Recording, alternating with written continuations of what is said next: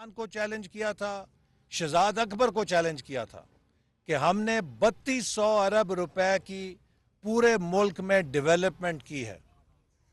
اس 3200 ارب میں سے 32 پیسے بھی تم ثابت کرو گے ہم نے مالی فائدہ یا ذاتی فائدہ اٹھایا ہے تو ہم قومی مجرم ہوں گے، تمہارے مجرم نہیں ہوں گے، پوری قوم کے مجرم ہوں گے.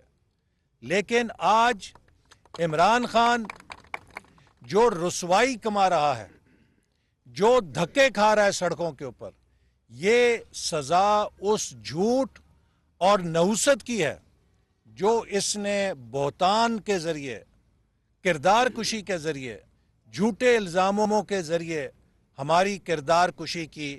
آج یہ اللہ کی پکڑ میں ہے. اللہ تعالیٰ نے بہتان بازی کو بدترین گناہ قرار دیا ہے. نبی کریم صلی اللہ علیہ وسلم نے غیبت اور بہتان کو بدترین گناہ قرار دیا ہے. عمران کی ساری سیاست جھوٹ پہ، منافقت پہ اور بہتان کے اوپر مبنی ہے، لہٰذا یہ کبھی خیر نہیں پا سکے گا. اس کے چہرے سے سارے پردے اٹھ چکے ہیں. اس نے جو ممنوعہ فنڈنگ حاصل کی تھی اس کا مقصد یہ تھا کہ پاکستان کو معاشی طور پہ تباہ اور برباد کیا جائے، اور پاکستان کو معاشی طور پہ تباہ کر کے ڈیفالٹ کرایا جائے، دیوالیہ کرایا جائے. اس کے بعد پھر جو پاکستان کے قرض دینے والے ادارے ہیں انہوں نے پاکستان کی گردن کو پکڑ کے شرائط لکھنی تھی. جو لوگ ہمیں یہ کہتے ہیں، یہ سوال کرتے ہیں کہ آپ نے اس کو 5 سال پورے کرنے دینے تھے، آپ نے بیچ میں اس کے گناہ، اس کی تباہی کا بوجھ اپنے کندھوں پہ کیوں لیا ہے؟ تو میں اس کا جواب دینا چاہتا ہوں کہ مسلم لیگ نون پاکستان کی ماں ہے، اور ماں کبھی اپنے بچے کو قتل ہوتے ہوئے نہیں دیکھ سکتی.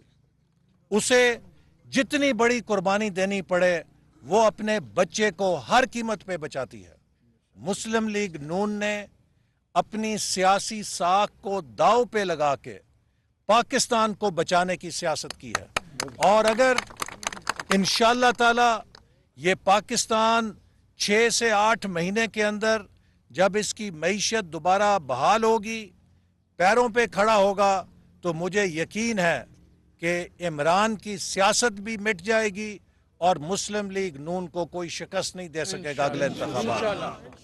آج پورے ملک کے اندر، اور یہ پنجاب کی حکومت جو آپ کی اپنی حکومت ہے جسے 2018 میں آپ سے چھینا گیا، 2018 میں عمران خان نے سازش کے ذریعے پنجاب کے مینڈیٹ پہ ڈاکہ ڈالا تھا، اور وہ ڈاکہ ڈال کے ایک نالائق وزیر اعلیٰ پنجاب کے اوپر مسلط کر دیا تھا. لوگ کہتے تھے کہ پنجاب کے ساتھ عمران خان نے یہ کیا ہے کہ اس سے ایپل فون چھین کے وہ نوکیا کون سا 3310 اس کے اوپر مسلط کر دیا ہے، اور اس کا انجام آپ نے دیکھا. لیکن اب پنجاب میں مسلم لیگ نون کی حکومت واپس آئی ہے، اور آتے ساتھ ہی اس نے عوام کی فلاح اور بہبود کے لیے کام شروع کر دیے ہیں. اور جو غریب لوگ ہیں جو 100 یونٹ تک بجلی صرف کرتے تھے، ان کی کفالت کرتے ہوئے پنجاب حکومت نے ان کے بل اپنے ذمہ لے لیے ہیں.